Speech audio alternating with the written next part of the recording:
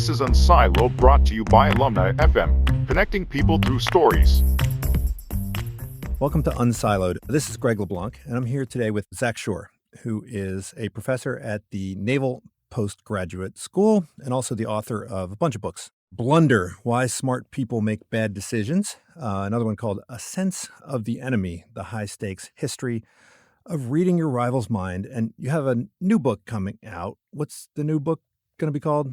That's called This Is Not Who We Are, America's Struggle Between Vengeance and Virtue. Okay, so I haven't had a chance to check that one out yet, but hopefully we can talk a bit about it. Listen, I teach strategy in a business school.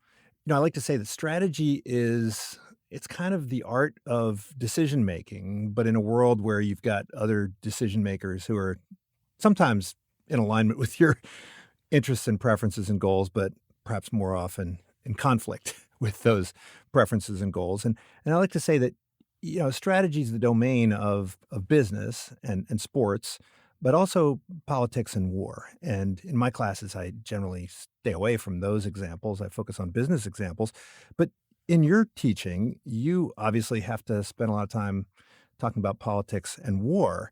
It seems like there are similarities in our projects in that we seem to think, the whole premise of our job is that we can teach people to become better strategic decision makers. And I think there are some people, I think you quote Isaiah Berlin, who said that you either got it or you don't got it, so to speak, right? You either got the gift of political intuition or you don't, which makes me wonder what Isaiah Berlin was doing hanging out with all those politicians, right? Just kind of observing. I guess he wasn't coaching. But is it true, do you think, that we can teach decision makers to be better strategic decision makers? I think Berlin was a brilliant thinker, but on this one point, I believe he was wrong. I think we really can teach people to think better and more strategically. That's what the books try to do. And I've tried to do that in my classes. I teach military officers mid-career, so captains, majors, captains, lieutenant colonels. And I find that they really do come around to new ways of thinking. That's maybe sounds a bit grandiose, but sometimes at the end of a teaching semester, they'll come up to me and say, "Sir, it's not just that they didn't know this information before, whatever we've been covering, but ways of approaching a subject are so important." Yeah, but you do it through the teaching of history. And, my training is in history as well. And of course, when I teach strategy, I use the case method. Historians, they seem to focus on the unique cases, right? On the individual cases. And as soon as you try to create generalities, then you're kind of in the realm of science. And then you're thinking about psychology and you're thinking about economics and that sort of thing. What's the value of history and historical examples? Because, you're working backwards. Aren't you going to necessarily fall into the trap of hindsight bias? Not if you're careful. If you're conscious of it, I think we can avoid it. And I think you're right when we say the social sciences have a great added value in that they can isolate variables in carefully controlled laboratory experiments. But the downside of that is that it's not real world. It's not how people actually function in the real world. And what historians can do is look at how people really behaved under extreme pressure with all of the many variables that they had to confront. Maybe they had something happening in their personal life that was challenging. It's other pressures at work that weren't related to the decision that we're focused on. When you look at the whole range of what people go through and then try and understand how they made decisions, you get a very different perspective. And I think historians can bring a lot to understanding how we think when we look at that real world circumstance.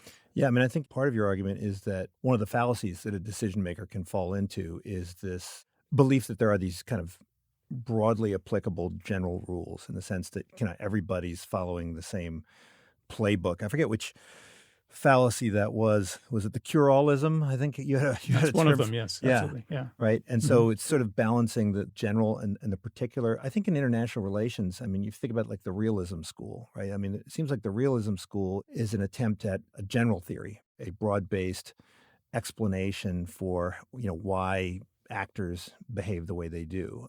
How common is that fallacy as opposed to the fallacy that every situation's different? We have a problem right now, actually, with a realist interpretation of the war in Ukraine. There's a political scientist named John Mearsheimer at Chicago. And he's been described by others as an ideologue. And I think that's what happens is when people get so wedded to their particular mindsets. And he has a very rigid worldview, and he says that it's the West that's entirely responsible for Putin's invasion of Ukraine. It's all the West's fault. I completely disagree. And I think most scholars and people who follow this would also disagree. It doesn't mean that the West played no part and that some of its decisions were unwise, but I think Putin is overwhelmingly responsible for this crisis. He didn't have to invade. So part of the problem is that people get absolutely stuck in rigid mindsets. And what I tried to do in Blunder was break them down and create a topology of what those rigid mindsets were. I call them cognition traps. And each chapter of the book, I tried to show how different decision makers over time fell into that particular rigid mindset. Pluralism was just one of them. The idea that you have a solution that works well in one situation, and then you insist that it must work well everywhere and apply to every situation. And that's when the disasters come. Yeah, I want to dig into what's happening in the Ukraine. But I think one of the things that you're trying to emphasize is the importance of strategic empathy. And you didn't use the term game theory really at any point in either one of your books, although I know that it's sort of in the background of a lot of what you're discussing. And I had a colleague, John Morgan, who recently passed, who taught game theory at Berkeley, and I teach the same class now. And he said that the class is really one in empathy. And if you want to make better decisions that involve others, you've got to really kind of understand them. And it's about understanding not just their preferences and their beliefs, but their constraints and so forth. And I mean, this seems to be an important part of politics in general. Is there any correlation, do you think, between one's capacity for this kind of strategic empathy in domestic politics and the kind of international relations that you're talking about? I mean, why are these two disciplines often thought of as separate disciplines? I mean, when you talk about people like Gandhi and Roosevelt and Lee Duan, I mean, presumably in order for them to get to the positions that they had to also be adept at kind of domestic politics. Let's think about empathy by separating it out. There's emotional empathy, where I feel your pain. And then there's mental empathy, we could say, where you're able to get into the mind of someone else. Obviously, it's best if a leader has both types of empathy. But the kinds of people I focused on in these books were those with mental empathy, the ones who could think like others. And that's one of the hardest things that humans can do. I'd say there are probably three hardest challenges that humans struggle with, and one of them is the ability to think like others. Another is understanding causation, and probably the third is attaining wisdom. In these two books, I looked at the problem of getting into someone else's mind, so more of the mental empathy side. Strategic empathy is one type of mental empathy. It's about discerning the underlying drivers and constraints of someone else, really figuring out what motivates that person, not what they want to do, but why they want to do those things in the first place. In domestic politics, you have to have both those skills if you want to be really successful. It helps to be strong on understanding how other people think. But if you're a compassionate leader, if you want to actually make life better for others, then some emotional empathy would be essential.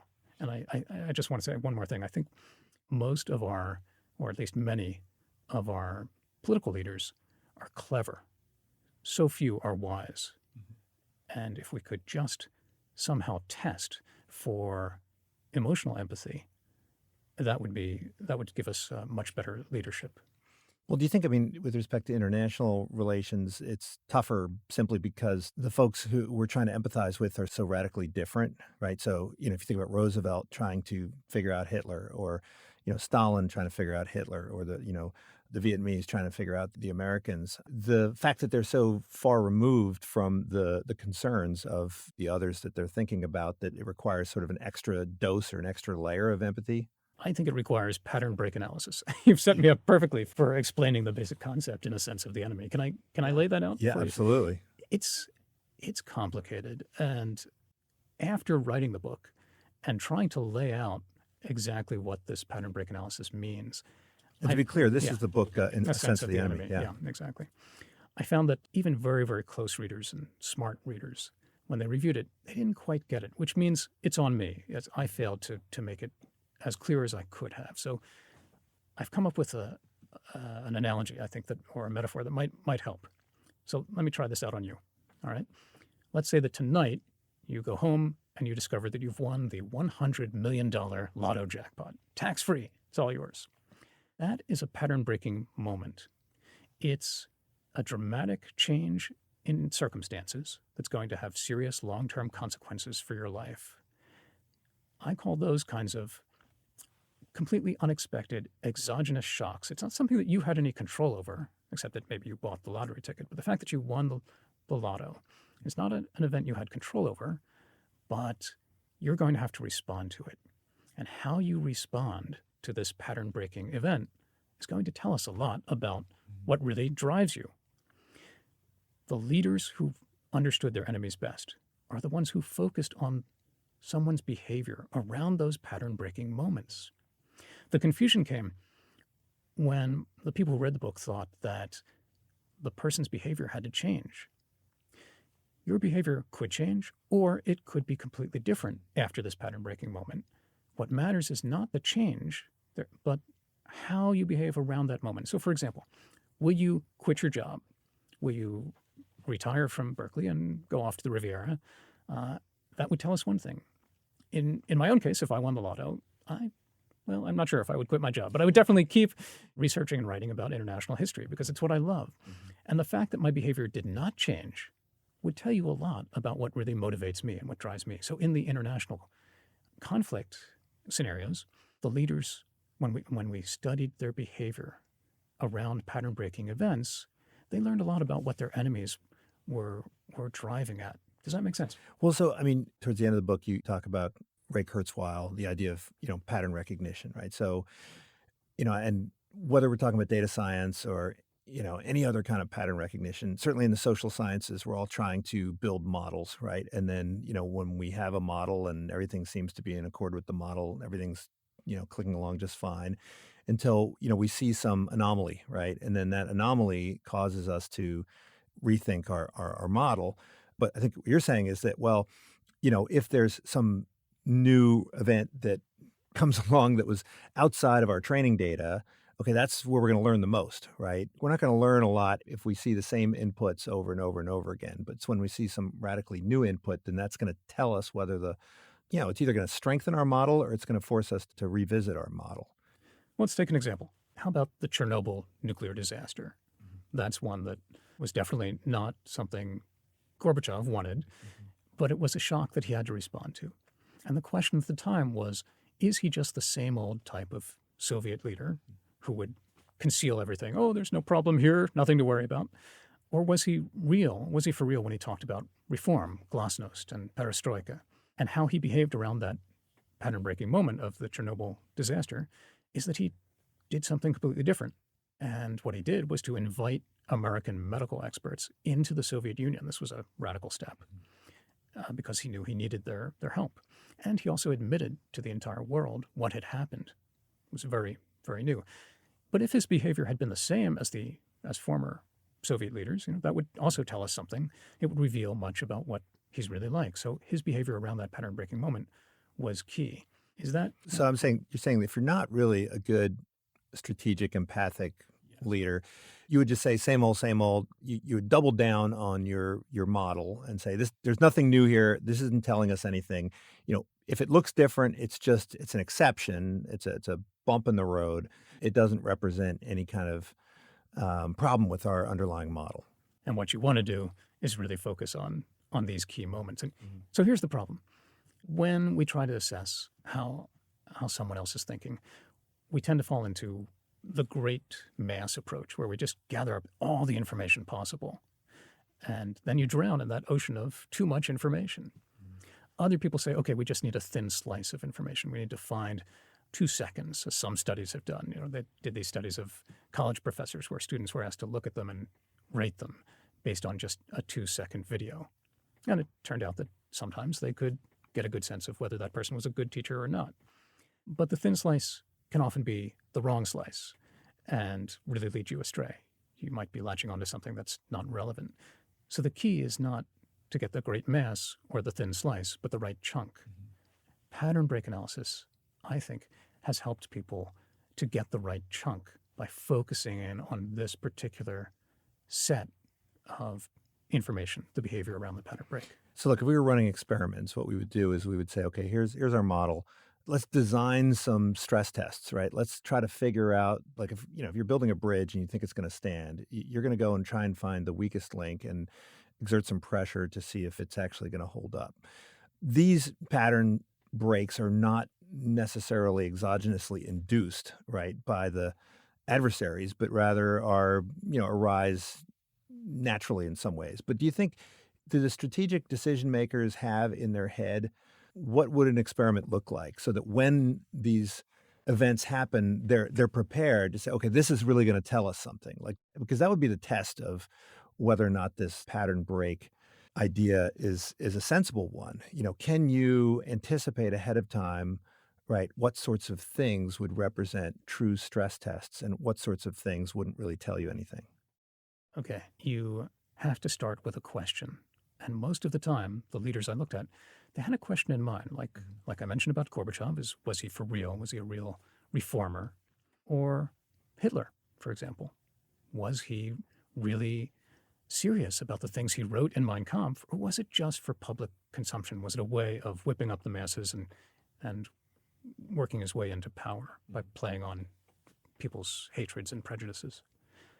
If you start with a question, what is this leader really all about? The behavior around the pattern break helps to answer that question. There's so many other moments that we focus on that don't tell us that. They just can't. The exogenous shock is important because it's not something that the leader themselves induced. They have to respond to it. It's about how people respond. And you can see this in our own lives too often. How we respond to the stress tests in life tell us a lot about you. Now, those are often crises. A pattern-breaking moment doesn't have to be a crisis. Like winning the lottery is not a crisis. It's just a shock, something dramatic and unexpected with long-term implications. So start with a question is my answer. Well, okay, so let's start with the question of Putin, right? So there are a lot of different models around Putin. I mean, one is that, he's just trying to maximize his power, his internal power. And, there's another one that's like, okay, he has this vision of making Russia great again. Okay, there's another that he's just, dying gasps of glory seeking and so forth. And so what is it about the decisions that we see being made that would help us to get a better sense of what Putin's all about? I mean, some people would probably say that that's not the relevant question, right? Like, nobody cares what he's all about. That presupposes that he has some constant set of preferences. And they might argue, well, he's just kind of making it up as he goes along, right? And just, his agenda is continuously changing. Is the invasion of the Ukraine a pattern break, or is it just something that's consistent with what we would expect? No, it's not, because Putin initiated that. It's something that was under his control. But there was a pattern-breaking moment in 2014, the Maidan uprising, this popular protest against a pro-Russia leaning leader in Ukraine. And the people rose up and threw him out. They didn't want that kind of closeness. They wanted closer ties with the West. That's when Putin realized, oh my gosh, I'm going to lose influence in Kyiv. And he didn't want that, understandably. And then when we see his behavior around that pattern-breaking moment, that's when he moves into Crimea, seizes Crimea, and also begins the move into the Donbas region. So that's the time when we can look and see, oh, what's this guy really about? What is it he really wants? It's around a pattern-breaking moment where he had to respond to something. Do you think that the decision makers in the West made the proper inference from that pattern break at the time? Depends on whom we're talking about. I'm sure some did, but Greg, that's too big a question. We have a vast intelligence apparatus. We have political leaders. You have to name the ones. And Well, that's also one of the things that I found difficult to understand when you talk about strategic empathy. I mean, there was an example where you talk about, Stresemann, right? It was, for me, I didn't really know much about him before I read the book, and he's trying to figure out kind of what do the Soviets want, but there's a bunch of different folks within the Soviet regime who seem to have kind of different agendas, right? There's the Comintern, and then there's the Soviet government and so forth. And so we have a tendency to think of countries as unified actors, right? When we're viewing them from the outside, right? Even though when we're talking about our own country, we're aware of all the complexities and all of the different agendas. So is empathy also not just about understanding the motivations of the individual actors, but also kind of understanding the calculus and the rules of the game that they're playing? I think this method is best when applied to individuals. You're right when you say there are always factions within regimes. So in dictatorships, if you really do have someone who's largely in control, who is the ultimate decision maker and can squash others within the regime, like, say, a Stalin, then it's very helpful. When you have a more complicated system and there are all kinds of inputs, you've got to take this method and apply it to the key individuals in that regime. So, the Comintern, for example, was not a decision-making body.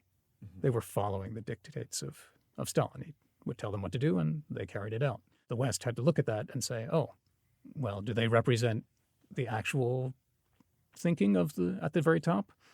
That's a little harder. So they needed to focus in on what it was that the man who was giving them the instructions, what he really wanted. And you talk about historians in many ways as they're kind of like detectives, right? They're kind of looking back on situations and kind of, looking at the pieces of evidence that are left behind and trying to kind of reverse engineer the story. So how do you prevent yourself from falling prey to hindsight bias, right? What are some of the techniques that you can use to try to make sure that your explanations are robust? This goes into the Blunder book, I'd say, where I talk about cognition traps. And the most important thing is being cognizant of the cognition traps. Having a checklist. What I try to do is identify the most prevalent and pernicious cognition traps or rigid mindsets that we fall into, hindsight bias being one of them, and give examples of it, and then shorthand mnemonic devices that would allow us to remember. So really, you could just open up to the table of contents and run down that list of chapter titles, which would be, flat view or curalism or causation confusion, and ask yourself, am I really guilty of this? And some leaders do that. We can see it. Maybe they don't do it as explicitly or consciously, but we can see in their diaries and in the records of their conversations with, say, a president and the cabinet. We can see how they're thinking through these things and asking, could this be a case of confusing the causes here? And the more conscious we can be of the common rigid mindsets that we fall into, the better we'll be at avoiding them. Well, you talk about some of the things that in American kind of military and foreign relations history that could fall into the general descriptor of, blunders, right? You talk a bit about our involvement in Vietnam and some of the decisions that McNamara made, for instance, that could be called blunders. You talk about Iraq. I mean, you could have a whole book on. Actually, I spent a whole chapter on it. Yeah. Yeah, but the book was 2008. I guess at the time you didn't realize there was going to be another, 10 more years of blunders. But a cynic would say these aren't blunders, right? All of this was played out exactly according to plan. Nobody could be this stupid, right? I mean, this had to have been less.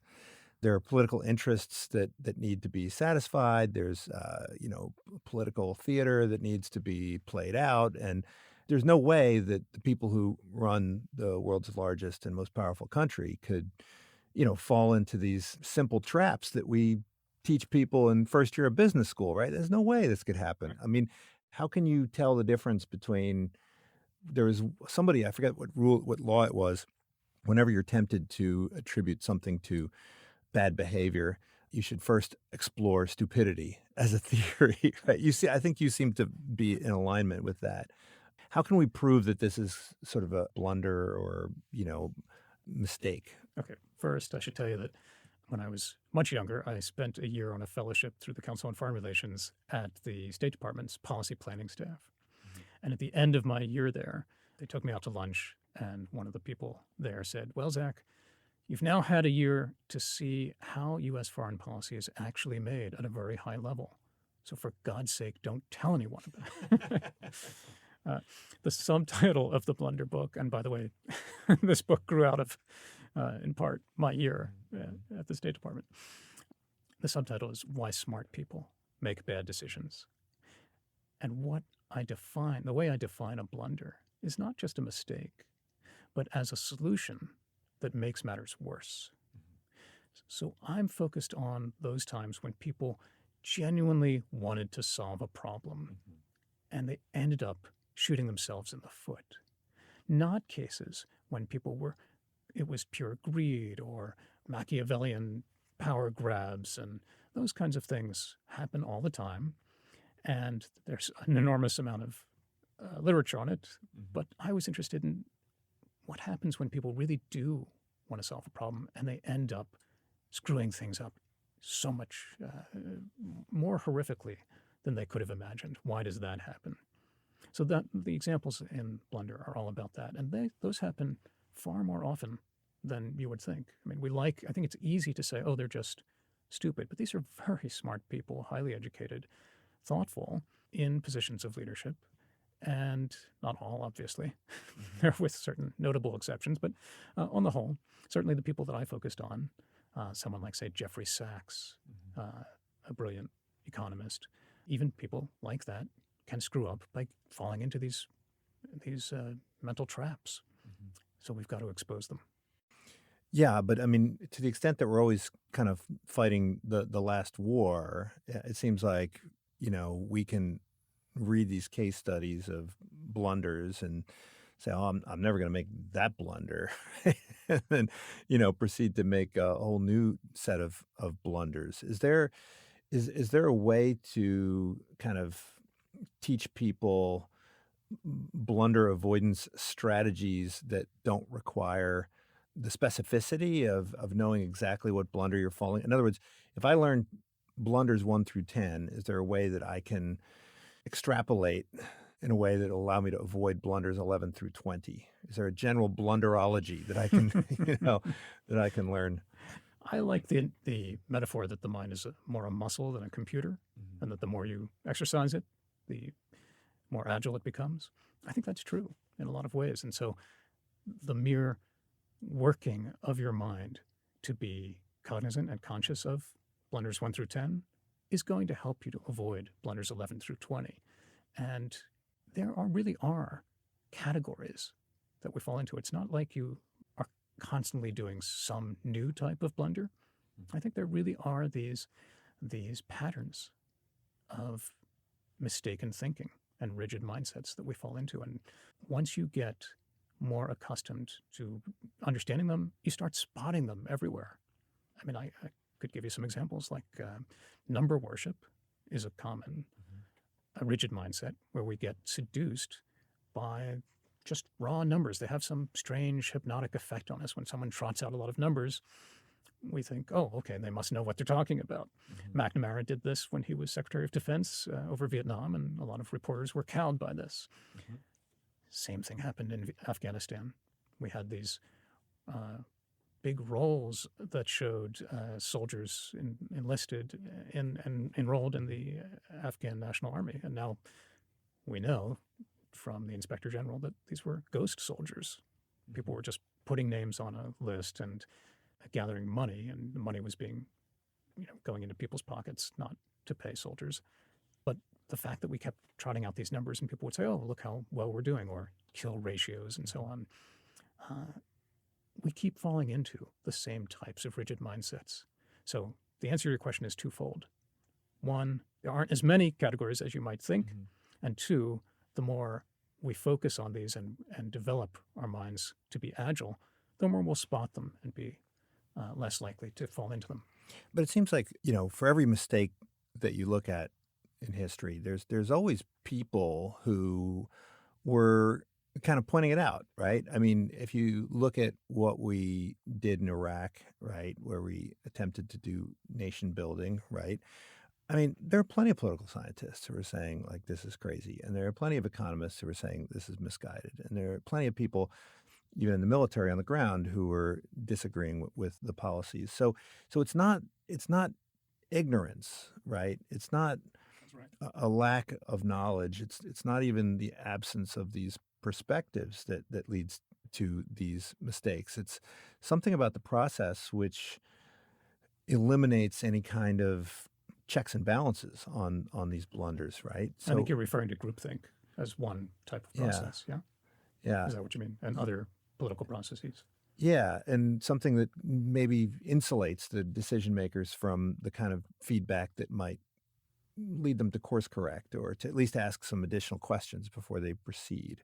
And I'm wondering if there's anything specifically in, say, foreign policy or in the military that makes this more likely than in other domains like sports and business, where there's presumably more competition. Right? I think it was Charles Tilley talked about how competition among nation states kind of sharpened military technology and so forth. Is there something about being a hegemon like the United States that kind of insulates us from kind of the feedback that we might otherwise get that would cause us to kind of maintain our sharp edge?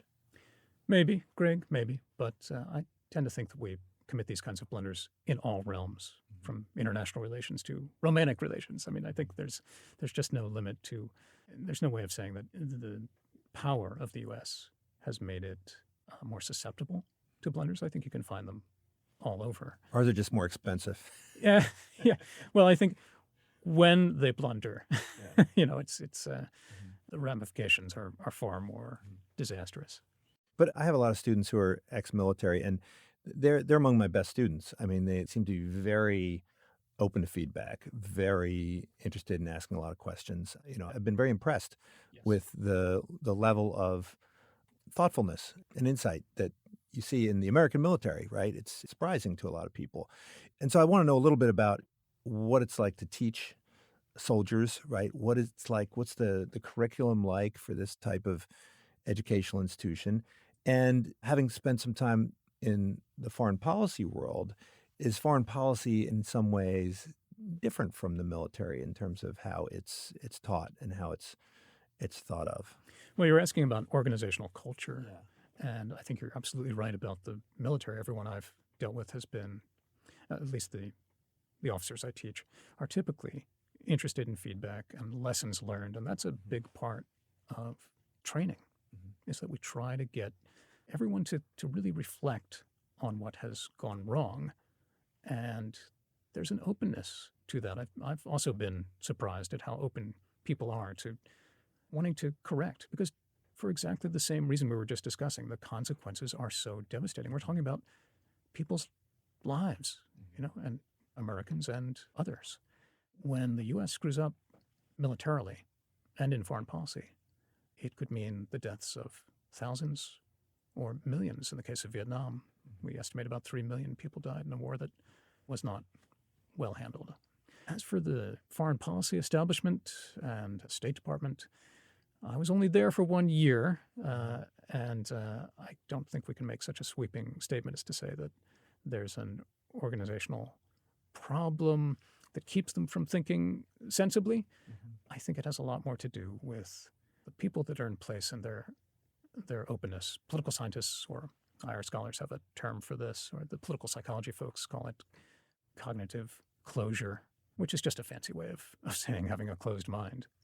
And one of the cognition traps I talk about in Blunder is infomania, meaning an obsessive relationship to information.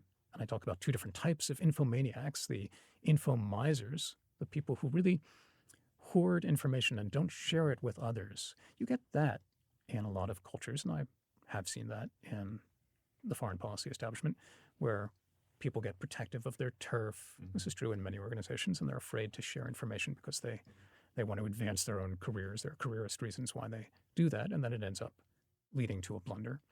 And then there's another type, the info voiders, people who really don't want to hear and know about solutions to problems that others are doing. They just discount it, partly out of hubris, partly out of fear. Those are some of the worst blunders that come from that. I feel very strongly that we should never be blocking ourselves from information. That is a almost guarantee that a blunder will follow. I mean, it's a pretty natural thing. I mean, people do it in their daily lives, right? You know, you get the statement from the broker comes in. You know, you don't want to open that, right? It's not. You wait until it's better news, then you'll open it. The one that I found very powerful, which I think was a nice segue into the second book, was this idea of, you know, mirror imaging, kind of imagining that others are like yourselves, or imagining that the leaders of other nations have the same concerns as the leaders of your own nation. And I was wondering if your latest book that you're working on right now, it talks specifically about American kind of foreign policy. Could you talk a bit about that? What could you say about, in general, American foreign policy? You know, are there characteristics of it that you think have been kind of consistently prone to blunder, at least in the kind of 20th century? Is there any characteristics? And if so, presumably what would be the root cause, or what would be the justification for those flaws? In a word, I'd say it's overreach. There's been a tendency after the World War II greatest generation, in quotes, after that, there was much more of a push to do way more. As American power became extreme globally, there was a tendency to want to do more than we really could. And I think that's how you get Vietnam, Afghanistan, Iraq, Libya. You can go down the list. But it wasn't always that way. There were many cases early on during the Second World War and the early post-war years when American leaders really were much more reluctant to use American force and more conscious of the limits of American power. Take, for example, the Cuban Missile Crisis. I mean, there were those who wanted to push Kennedy to start or risk a nuclear war. And he understood that American power had to have its limits, and he came up with a different strategy of quarantining Cuba and encouraging, through negotiations and backdoor diplomacy, a deal with the Soviets so that we could avoid an overreach. You can see that in the Chinese Civil War after World War II. There were those in the American military who wanted to intervene, and Truman and Secretary of State George Marshall and George Kennan and the policy planning staff director, they all thought that was insane because the U.S. didn't have that much power to get involved in a Chinese Civil War. And they had to tamp down the military's enthusiasm for something that would have been clear overreach. But then that gets lost. And as the decades pass, the lessons of the limits of American power are lost. And so much of American policy has been trying to do too much, such as nation building. Mm-hmm. Well, I mean, there's a sense that there was an establishment, right? So the Dulles brothers, and there were people that were in this foreign policy world, and they made kind of careers out of it.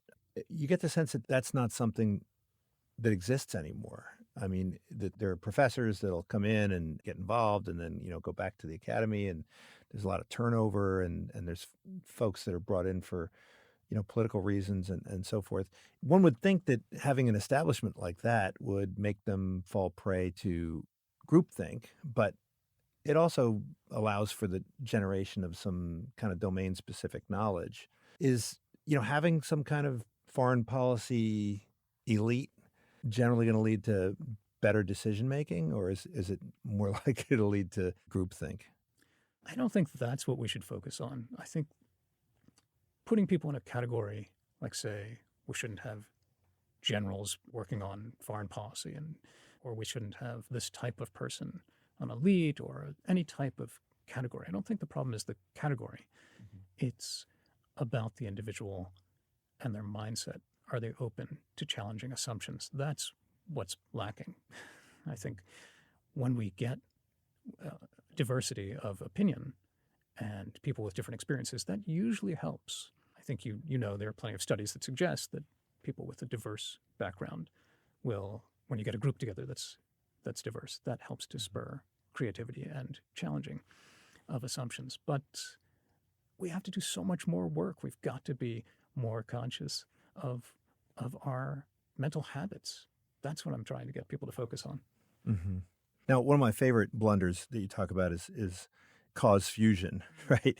But I think that's a problem that exists almost in every domain. In fact, a lot of the examples you pointed to were from the kind of medical domain and how it took centuries for people to figure out that a lot of these tropical diseases and were not caused by the bad air, right, and so forth, and a lot of mental diseases were not due to bad parenting and other sorts of things.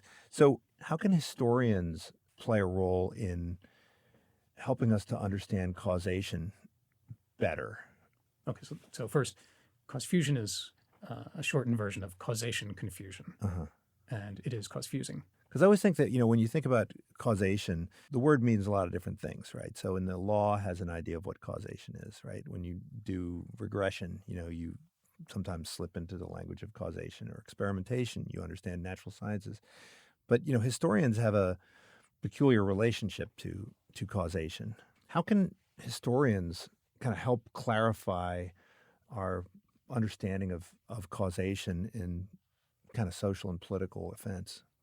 I think through stories. I think we really learn best through stories. And take, for example, the one you mentioned of malaria, mal-aria, bad air. The Romans thought that this disease was caused by the swamps, exposure to swamps. And so they drained all these swamps, and that wasn't the cause of the malaria. It did work, though. That's the thing. That's not the blunder. It's what's interesting. It was being caused by a parasite on a mosquito, and the mosquitoes hung out in the swamps. What I tried to show here through these stories is that we have this idea that correlation does not equal causation. And that's such a true, but a really shallow, superficial understanding of the problem. When you look deeper, you can see what's actually happening in these problems of confusion over the causes of complex events. And one type is where we confuse the many factors, the link in a chain of causation. A leads to B to C, the parasite to the mosquito to the swamp to the exposure to the sting and so on. We get stuck on a single cause, and we focus all our attention on that. I give an example of beta-carotene when in nutritional science they said, why do vegetables make us healthy? And the scientists isolated beta-carotene. And they said, okay, well, let's extract that and we'll give it to people. And that will reduce the risk of cancer, because that's what seems to be happening when people have a good, healthy diet of vegetables. And in fact, the rate of cancer went up when people were taking extra beta-carotene, because it was just one link in a complex chain that had to deal with all the other foods we eat and the digestion process and so on. You couldn't extract that one thing. We get confused about complex events because there are so many steps in a complex process, you can't always isolate just one factor. And the sad part in the malaria example is that while the Romans weren't wrong to drain the swamps, yeah, it was a correlation and it did work, the real problem came in that the mindset got stuck and everybody thought it's bad air that causes diseases. And it took a millennia before someone said, hey, you know what? A lot of these diseases we're suffering from, like cholera, are waterborne, and they could isolate it and find out what's going on, and yet no one paid any attention. And it took decades longer after these discoveries for people to catch up and say, oh, wait a minute, they were right in the 1850s when they discovered this, but we overlooked it because we were still stuck in the malaria, the bad air problem, that mindset. And so what happens is a fixation on an old way of thinking and a closure of the mind, and unwillingness to challenge what we've been told. I think that historians can have a lot of impact by bringing out the stories of how we got stuck. And I think that can help unstick us.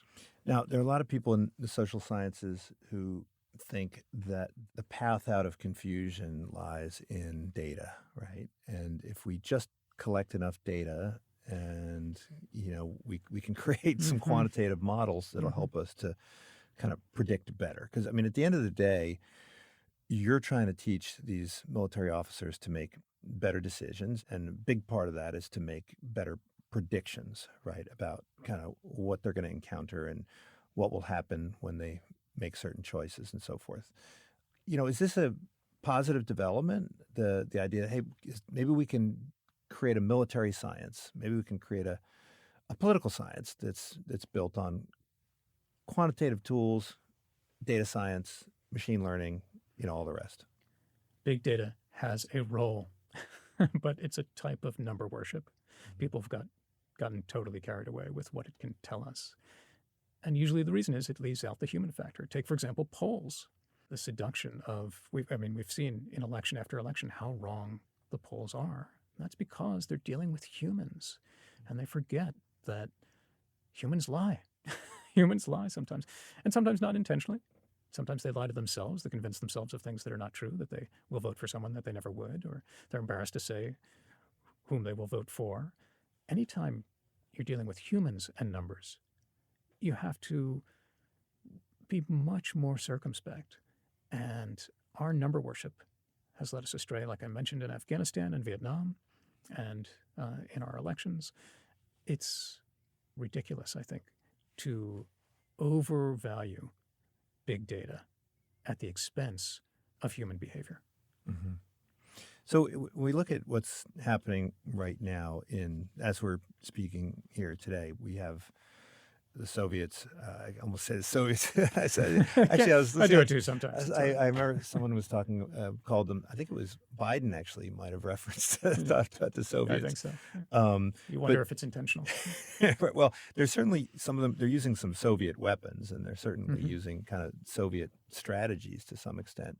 But is there anything that we're getting wrong? And when we say we, that's another thing that's very difficult because we get everything through the filter of the news media. And so we don't really know what the decision makers are thinking. We only know what we're being told or, what's being interpreted by journalists. But do you think that there's anything that we're getting fundamentally wrong right now in the European sphere? Sure. Obviously, I have no insider information about how the top decision makers are thinking, or from the European side either. But I think we can surmise that there is a misreading of Putin that's been going on for a long time.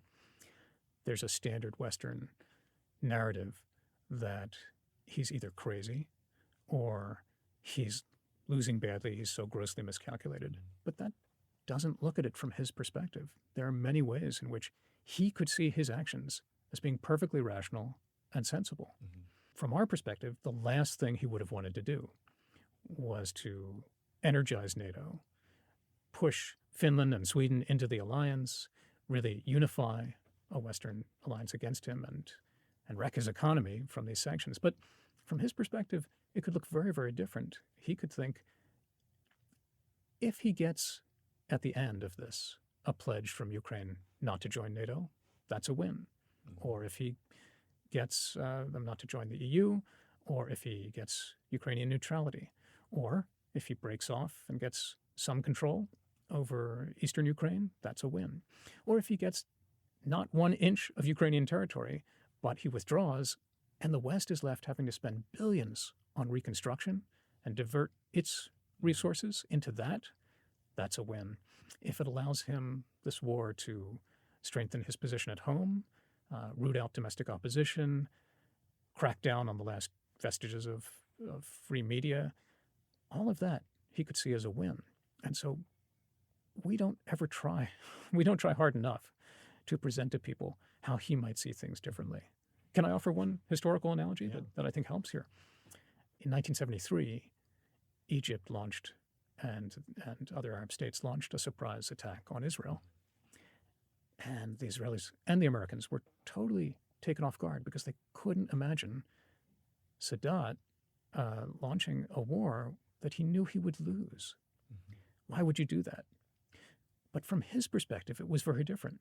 He didn't have to win that war in order to come out stronger, because what he did was restore Arab pride. After the horrible defeat in 1967, Arab pride was wounded, and this made people feel strong again. And then his domestic approval went way up, and it solidified his position at home. So even a stalemate or a military loss in that war was still a victory for him. But the West couldn't see it that way. They just weren't able to put themselves in that mind. We see that all the time. I talk about Saddam Hussein and weapons of mass destruction. If he had nothing to hide, why wouldn't he let inspectors in? Because he had nothing to hide, and that's what he needed to hide, that he had nothing, because he didn't want to be exposed as weak and have people see that he didn't have nuclear weapons. A totally different way of looking at the problem. Well, do you think that other countries similarly misjudge the United States, right? Because, I mean, we find it difficult to understand why a leader would do something that benefits himself but doesn't, benefit the country. Maybe people looking at the United States, they don't understand the extent to which the public opinion matters and the public perception matters. I mean, I find it difficult to understand how some of the policies that the United States has pursued make any sense except in the light of the public and how the public perceives things and how the public looks at everything through the lens of domestic politics. You have something in mind, I think.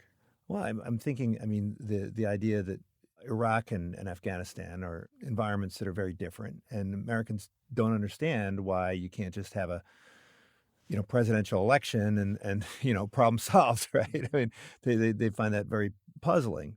So the example I was remembering from the book was, I believe, some American soldiers who went into, it may have been Anbar or Fallujah, I forget what it was, and they it was Afghanistan, actually. It was Afghanistan, yeah. And they said, well, you just got to obey the law, right? Without realizing the history that, hey, this guy that was appointed as the chief of the region, there were a lot of... He was a communist, right? There was a lot of history there. Right. Yeah. Right. And I've heard other stories about how where soldiers would go into Afghanistan and, if somebody could speak English, then they could pretty much drive the conversation and say, oh, that guy over there, he's Taliban, when in fact the speaker just wanted his land, right? And so it's like, all right, Americans are like, where's the Taliban? Let's.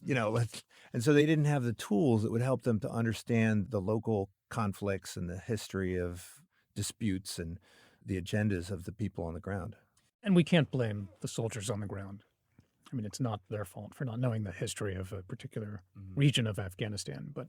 Well, but they have to know that there is a history. Yeah. Right? Yeah. And that they're not it's not Kansas. Right. And that has to come from the top. I mean, the leadership has to. Now, to be fair, I don't think the military expected to be put in that role, right? They thought they were going to go in and they're going to do this operation and then get out. So they had to kind of do it on the fly. But why wouldn't they seek out expertise, right? And international lawyers are not the folks that really understand, No, what you need is Afghani cultural politics. anthropologists. And there was some of that early on, and it was objected to by a lot of groups, but especially the American Anthropological Association. They didn't want academics embedded with the military and felt this was a misuse of their skills and knowledge, and I think that has not been to anyone's benefit. I think taking away knowledge, info misering, and info voiding are usually devastating. I think what the CIA had, like one Dari speaker on the payroll? Yeah, or probably. I don't know. I don't know. What we had in World War II was a really interesting counterexample. You had German-speaking refugees and academics. They were part of the Frankfurt School. And they were recruited into an early intelligence agency. There was no CIA at this time, but there was an Office of War Information and bureaus of research that tried to analyze what was happening. And they offered such remarkably thoughtful, probing analysis of how German society worked and where the power centers were, who mattered, the elites, the industrialists, who else, what their roles were, their analysis was so helpful because it countered what the military was thinking and what the political leadership was thinking, and they turned out to be right repeatedly. You can now read the records of the reports that they wrote, and it's revealing. We didn't have that in Afghanistan, and we would have benefited from that tremendously. Right. So we need to find ways to get back to that. But oftentimes when you consult people who are experts, they also have, Biases. they have skin in the game, right? So with Chalabi, right, for instance, with Iraq, that's he's got an agenda. That's right. You have to be very careful about the people you choose, and you've got to be balancing them and always getting differing opinions. So figure out who's most sensible here. But then you also have an example in the book about where these intelligence officers did sort of a personality analysis. I think it was of Hitler. That's right. And it all was Yes. based on his, his childhood sexuality and right. all It this was- nonsense, yeah, right? yeah, I mean, yeah.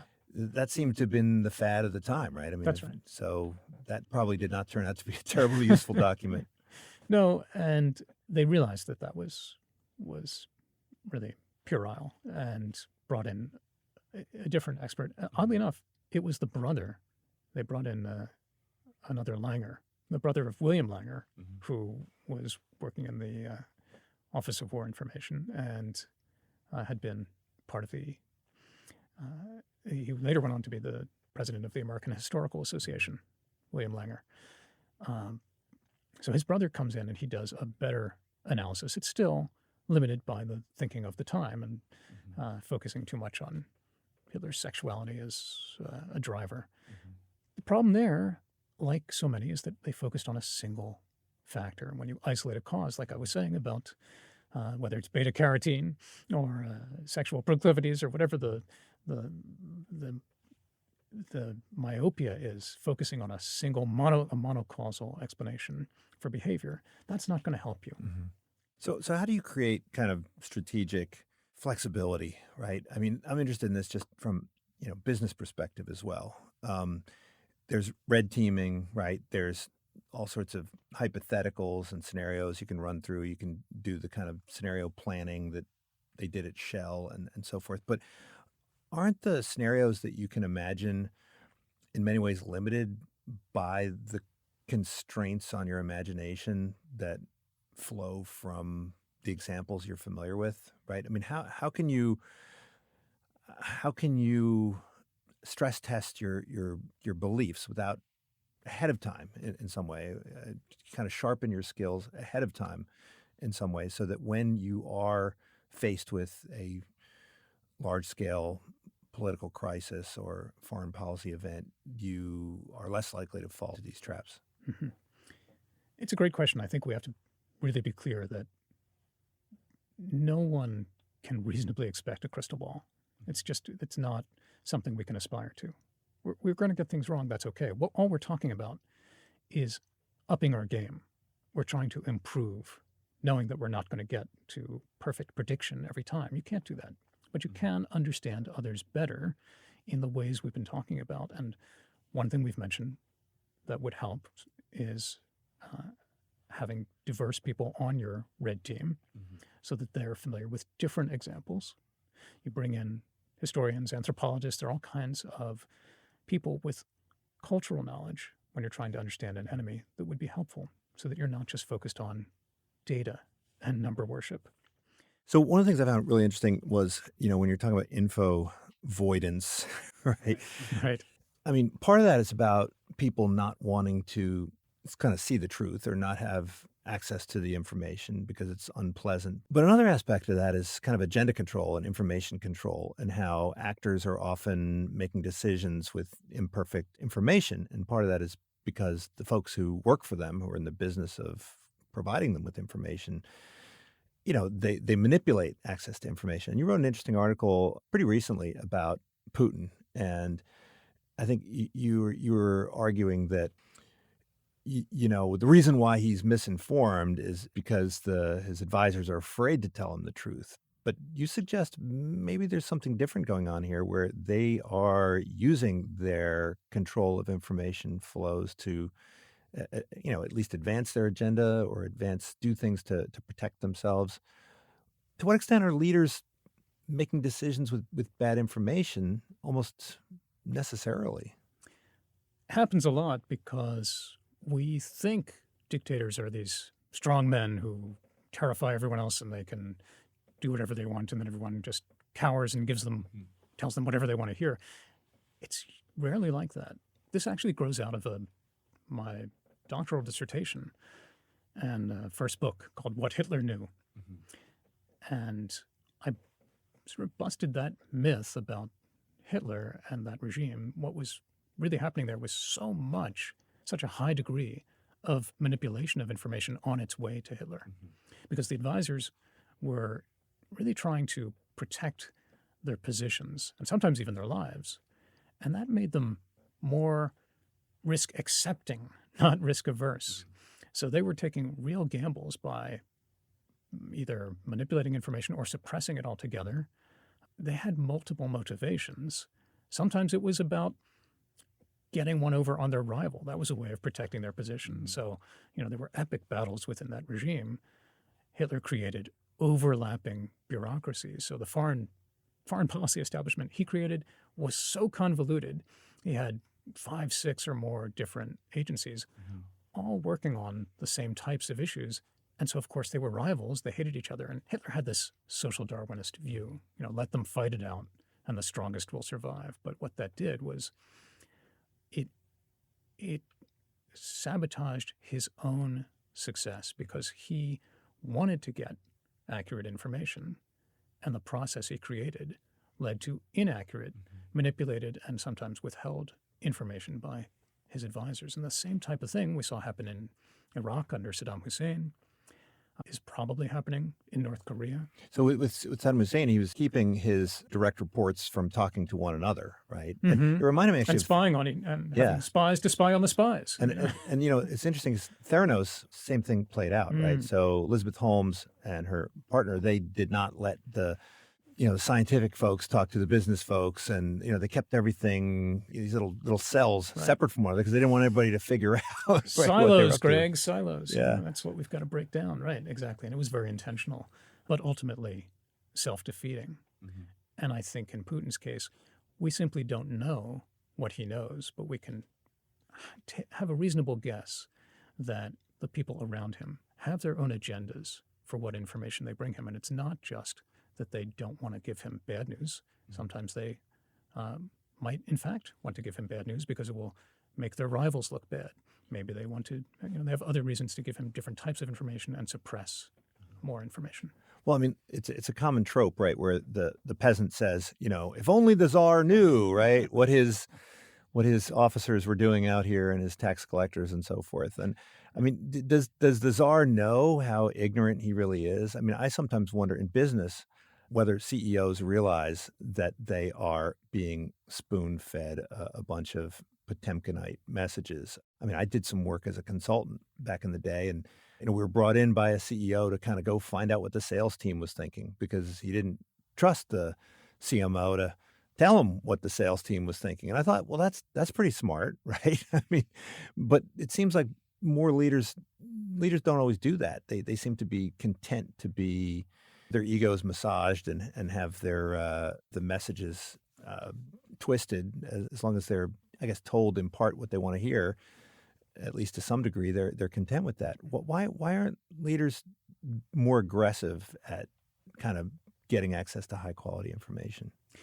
I think it's a number of things. They don't understand the problem. They don't understand how, first, the value and power of accurate information and information that challenges what they're inclined to believe. They don't recognize how strong the incentives are for those around them to manipulate information, can be. And you're making me think of a story from Blunder about Mongkut. Oh, yeah. One of Thailand's that's a great story. I'd never heard that before. I have to confess, it's been a long time since I've read this. I hope I'm getting the details right. I'll have to double check. But his father, when he was going to be passing away and he wanted his son to take over, he decided that Mongkut wasn't ready. He was still too young. And so he sent him off to be a monk. And Mongkut spent many, many years moving through the land, getting to talk to real people in disguise. Well, when you told the story, I was stunned that his brother didn't have him killed. Right. Because if this were the Ottoman Empire, right? I mean, he would never have made it past the first 6 months as a monk, right? Or the North Korean Yeah, regime. yeah. Right? Yeah, no, it was a different set of people with different incentives. And he spent that time concealing his identity so he could really get accurate information from average people. Mhm. And that, Like undercover boss. yeah, exactly. And that made, sometimes leaders do that. And it's rare, but it makes a difference. But you don't have to go in disguise. There are other ways to get people to be incentivized to bring you accurate information. You have to reward that kind of behavior. Yeah. Well, I guess last question. The military tries to get access to high quality information, and we have experts in a lot of different domains, right? So in academia, we have a lot of insight, we have a lot of knowledge. And I think there was once a time in American history where academia was a fertile grounds for recruitment, for the military, for foreign service, for governmental positions. It's much less so now. Part of it's because people don't see it as a lucrative or enjoyable career, but part of it's also because people have political or ideological objections to what the military is doing, regardless of who's in power, right? Which civilian is president. I mean, this seems to be a problem. I mean, it seems to be counterproductive at the very least if you're interested in making the world a better place. We have a cultural problem right now, and it's that we forget. We often have the same shared goals. We just can't recognize it. But in very real ways, the military, leaders of many types, and those in academia want to build a better world, a safer, more peaceful, prosperous, stable world. And if they don't talk to each other, if you only get protests on universities and where people won't listen to anyone who has a different point of view, then we can't move forward to build that better world. What we need is a wiser world. And we're never going to get there if we don't actually listen to each other, even when the other side might think something that seems unpleasant, offensive, or is not what we want to hear. We have to hear it. We have to engage with it and find ways of working toward that shared goal. We don't always have shared goals, but many times we do. And one of them, I think, is to build a wiser world. Yeah, and part of that, of course, is that the military then, in the absence of those interactions, can in many ways drift away from the perspective that most Americans have.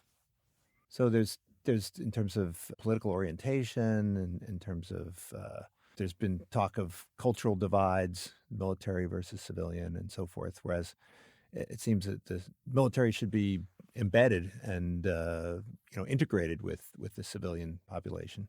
Yeah, this is a serious problem. But now that we have an all-volunteer force, only a small percentage of the population is really directly affected. Whereas, in contrast, say World War II, we had at its peak 11 million people under arms, and in a country of about 130 million. So that was a huge percentage of the population, and there wasn't anyone in America who didn't know someone who was in the military and directly affected by the war. But in recent years in Iraq and Afghanistan, it's a very different story. And it's not been to our benefit. I think there's a far too much separation and misunderstanding. I'm not saying that everyone should be joining the military. Obviously not. That's not the right role for everyone. We need a military. We need many other people to do their part in building that better world. But having a bifurcation and rigid walls where people don't talk to each other, don't live amongst each other, don't know about each other and how they think, and don't hear from different points of views, that's a real danger in our society. And it's going to, in so many ways, as we've divided in left and right, red and blue, this is just absolutely fracturing civil society. And we are paying a price for it, as we've seen, and from January 6th to all of the tension we have in our society today. I really think we can get past this. I'm perhaps irrationally optimistic or hopeful, but I think there are solutions here. And one of them has to be listening to people and really forcing ourselves. It really goes back to infoavoidance. If we can get over infoavoidance and force ourselves to listen to those with differing points of view and have more exposure to different points of view, we'll do so much better. That's one of the messages, but there's many other insights in this book, Blunder, Why Smart People Make Bad Decisions. And of course, Sense of the Enemy, High Stakes History of Reading Your Rival's Mind. Zach, thanks so much for joining me. Thank you, Greg. This is Unsiloed, brought to you by Alumni FM, connecting people through stories.